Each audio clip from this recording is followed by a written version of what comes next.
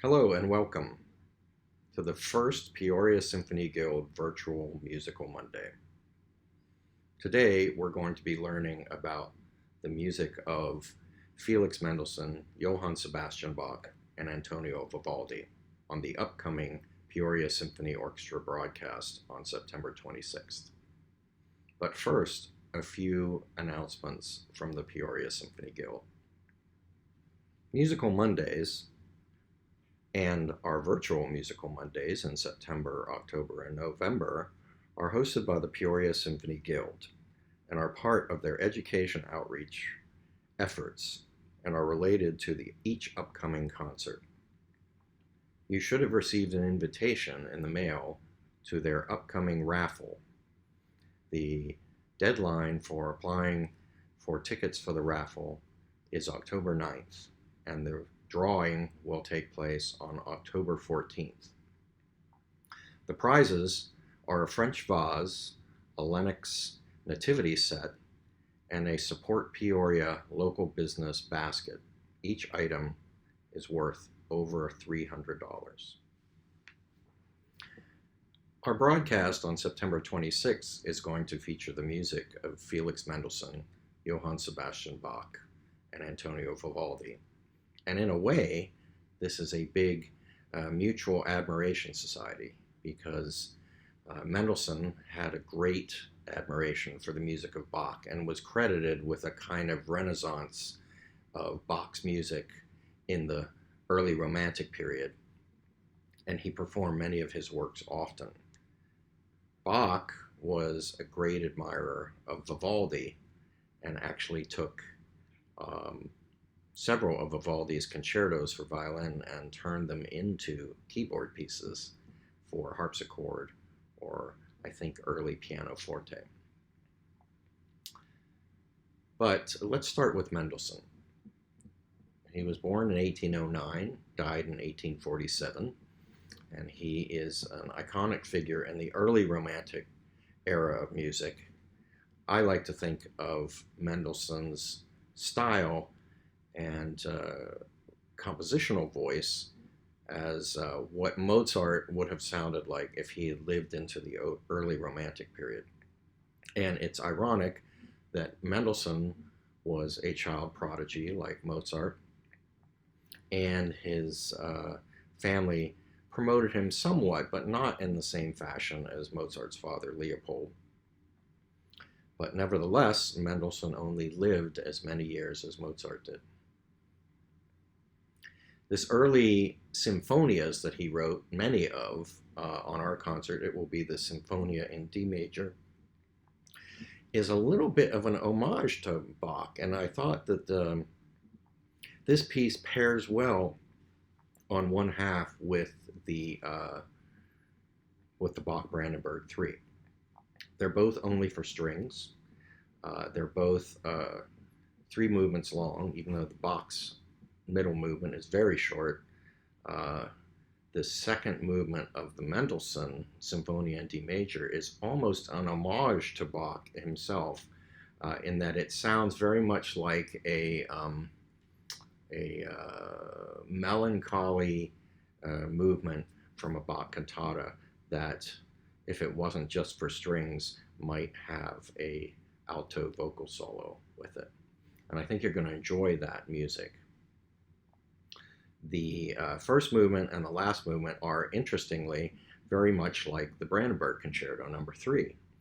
You have a lot of counterpoint in the first movement and a lot of kind of interweaving of voices, and then also you have in the last movement where the Brandenburg Concerto is in a 12/8 with a lot of triplets. You'll hear a lot of bum bum bum bum bum bum bum bum bum bum bum. The last movement of the Mendelssohn is in 6/8, and it actually starts out bum bum bum bum bum bum bum bum bum bum bum bum. So it's a great piece to start this concert with, and I want to talk a little bit about the word sinfonia itself.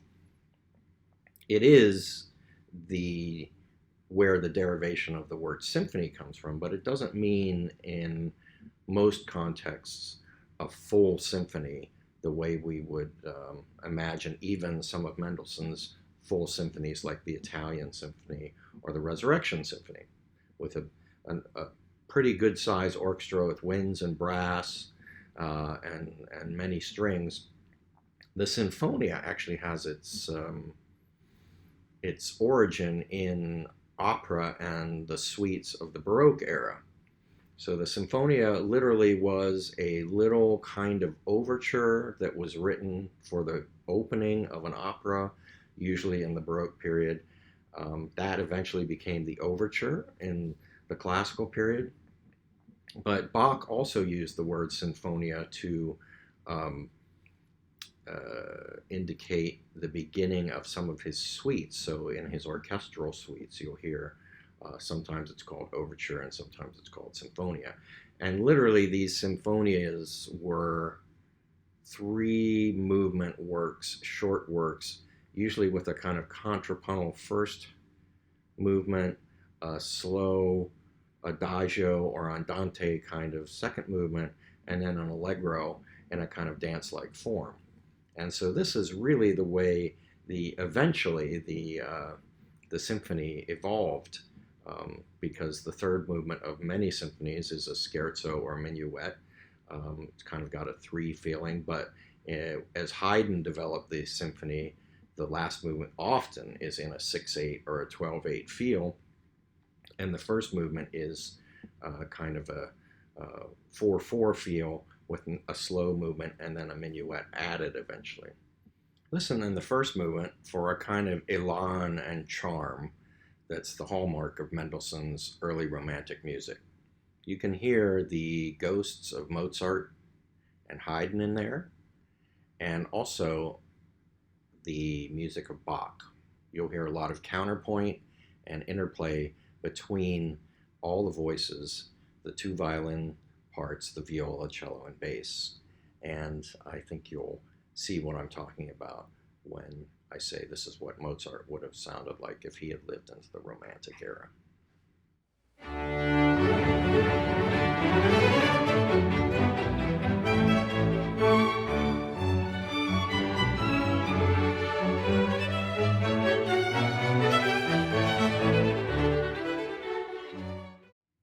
The second movement, Andante, has such a pleading pathos about it. It reminds me very much of Bach's Erbarme dich, mein Gott, from the St. Matthew Passion, which means, have mercy on me, God.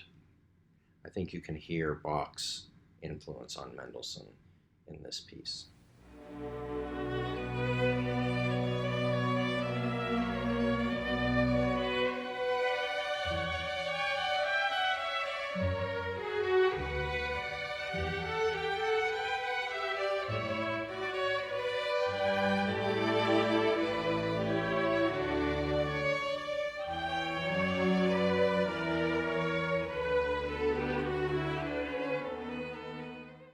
This final movement, Allegro vivace, you can hear the 6/8 feel, bum bum bum bum bum bum bum bum bum bum bum bum.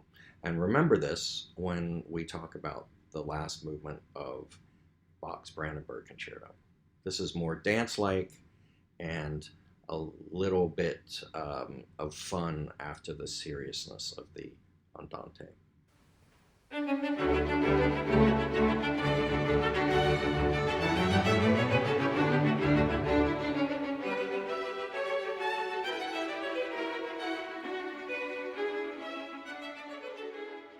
Johann Sebastian Bach is one of the greatest composers of the Baroque era, but many people just think of him.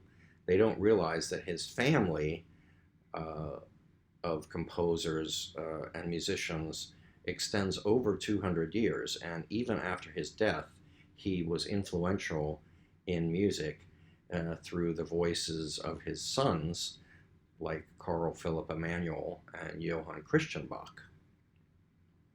These Brandenburg concertos were written kind of as a job application, if you will. He wrote 6 of them, and they're dedicated to the Margrave of Brandenburg, in hopes that he might be hired, that Bach might be hired uh, by the Margrave, who had a nice orchestra in his employ.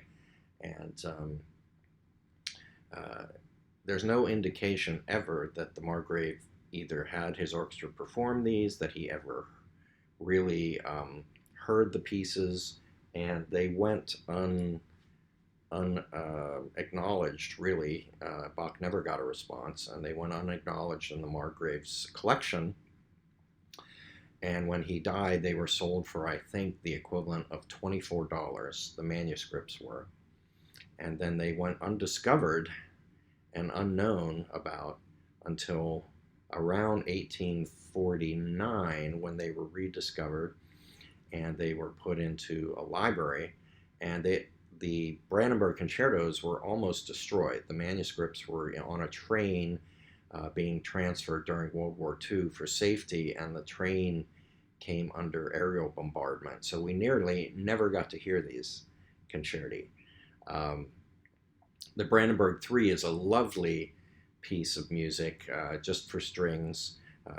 Each one of the Brandenburg concertos has a different instrumentation, and that's what makes all of them very interesting. And the third Brandenburg is kind of the iconic one that everybody thinks of when they think of these Brandenburg concerti. Let's listen to the first movement, the Allegro, and I think you'll hear that kind of contrapuntal voice that Bach had. I think it's funny because when we were working on these, it always seems like he's coming to an end, but then he's got one more idea and he's going to give it to you. So it's a very interesting look into Bach's mind as a composer, and the sense of buoyancy and fun in the music, as well as the incredible intellect that's behind this piece.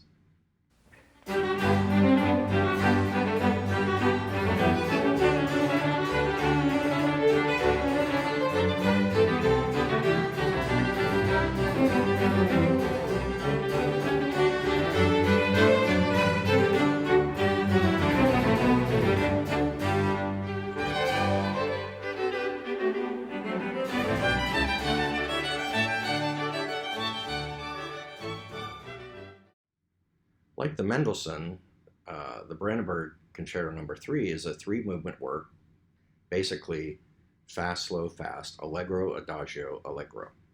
But the second movement of this concerto in the score literally only has two chords, two half-note chords. So the dilemma is, what did Bach mean by this? Most likely, it meant that either the harpsichordist or the principal violinist would play a small cadenza to get us ready to transition to the last movement. So those cadenzas would often use material that had already been presented in the first movement, and maybe even a hint at what was coming up in the last movement. So what we decided to do is to play those two chords, but have our concertmaster, Marcia Henry Liebenow, improvise a cadenza on top of those chords, as probably it happened in Bach's time. Now we come to the third movement, Allegro, of the Brandenburg Third Concerto. And if you'll remember what I mentioned about the third movement of the Mendelssohn, it's very much the same. If you remember, the Mendelssohn had a kind of 6/8 feel, which is in two, but with triplets in between. So you have one and a, two and a, one and a, two and a. And the Brandenburg 3 last movement is very much like that. It's in four with triplets interposed. You've got one and a, two and a, three and a, four and a. But on top of that, you also have kind of a two feeling with these running 16th notes, ya da da da da da da da da da da da, one da da da da da, two da da da da da da.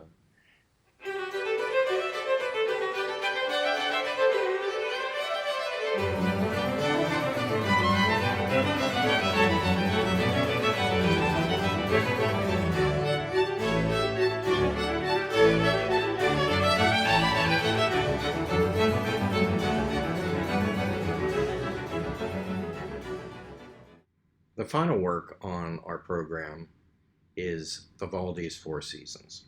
Now, almost everybody knows some of the music from these four concerti. But what they may not know is that they are only 4 out of 12 concerti that Vivaldi wrote, and that set was called The Contest Between Harmony and Invention. And indeed, these concerti really put Vivaldi on the map, both in his own time and in music history.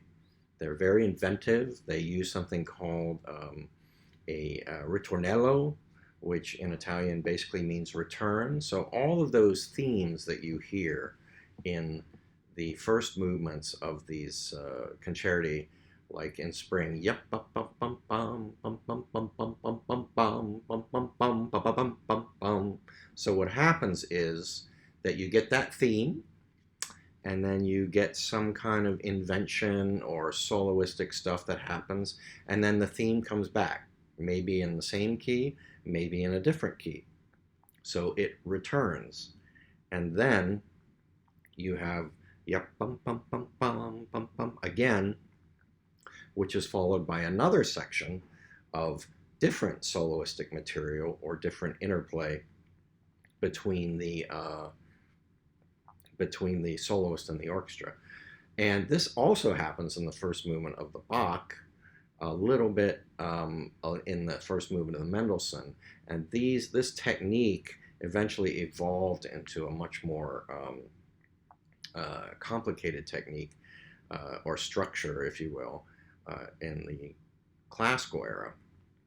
But the ritornello is a iconic part of the Baroque concerto structure, and Vivaldi was well known as kind of the perfecter of this idea.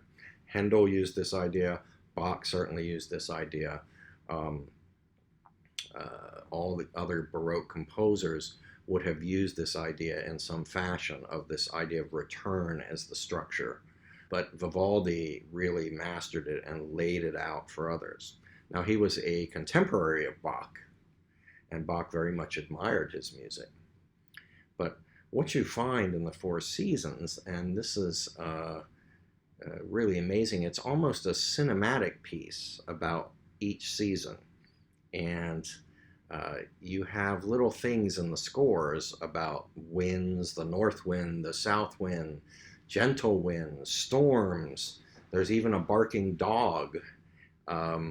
You have drunken revelers that are kind of dancing around, and suddenly one of them starts kind of can't keep his balance. And then there's all kinds of other effects in there, like chattering teeth in the cold and running and stamping our feet in the winter to try to keep warm. There's a lovely second movement of the Winter Concerto, which basically says it's like sitting inside enjoying a cup of warm wine while looking outside as the cold winter rain comes down on hundreds of others. So these concerti are full of images and expressions, and this was what was so inventive about what Vivaldi did with these. And I have a few examples of these for you that Charles Yang and I worked on for this presentation and some other presentations this week. But I find it to be a charming piece and also a visceral piece. So it's not always the case that the music is supposed to sound pretty, okay? Even though it's a beautifully written set of concertos, things in there like barking dogs on a hunt are not meant to sound pretty. They're just meant to sound like barking dogs. And thunder, which is inherent in several of the concertos, is not meant to sound pretty. It's meant to sound scary. So if you can imagine that Vivaldi, who was the director of an orphanage in Venice for girls, and at that orphanage, they stressed music education. I think that's a good tie-in with the Guild. they stressed musical education, and that it was a very excellent program. And so Vivaldi often put on concerts with his young students in Venice, and these concerts themselves were very popular.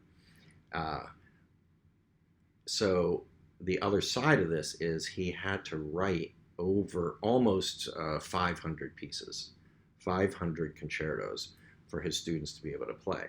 So if you can imagine having to crank out that amount of music for young minds, being creative and being inventive and doing new things, not only was good for the students, but I think it kept Vivaldi himself kind of fresh as a creative force. So let's listen to some of these little effects that you'll hear in Charles's rendition of the concerto. One of the things that is great about this concerto is that, or these concertos, is that because of the material and because of the expression and the allusions to imagery, that it invites each performer to do something different, something from their own imagination to bring to the table of these concerti.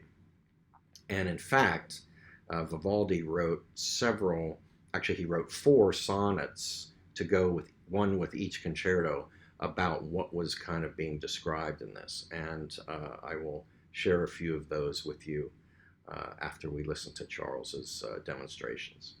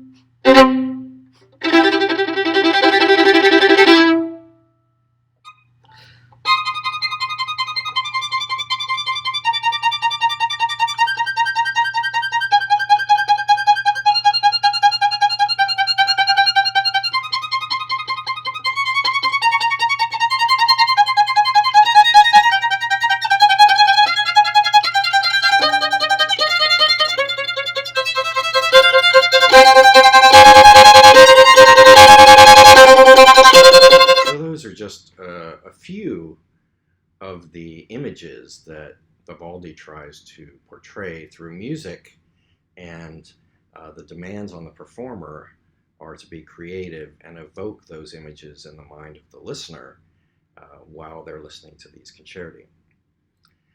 But the sonnets that go with these are also evocative of what Vivaldi wants you to think about, and these, of course, are in our season program book that you can receive if you're a subscriber or request from the Peoria Symphony office. But I want to read you the one for spring. They're very beautiful, and at each point in the musical score that's appropriate to a line in these sonnets, it actually says it in the score. So when I was conducting these and studying these scores, it was really a joy to kind of think about the imagery and try to come up with ways that the orchestra also could be evocative of certain things. Spring has arrived merrily. The birds hail her with happy song. And meanwhile, at the breath of the zephyrs, the streams flow with a sweet murmur. Thunder and lightning, chosen to proclaim her, come covering the sky with a black mantle. And then, when these fall silent, the little birds return once more to their melodious incantation. And so, on the pleasant flowery meadow, to the welcome murmuring of fronds and trees, the goatherd sleeps with his trusty dog beside him. To the festive sound of a shepherd's bagpipe, nymphs and shepherds dance beneath the beloved roof at the joyful appearance of spring. I hope you've enjoyed this first Peoria Symphony Guild virtual musical Monday. And it's my hope that you'll join us for the next one in October, on October 19th. I look forward to seeing you soon in the concert hall when everything gets back to normal. But until then, I hope you'll enjoy our broadcast concerts in September, on September 26th, in October and November. Thanks for being here.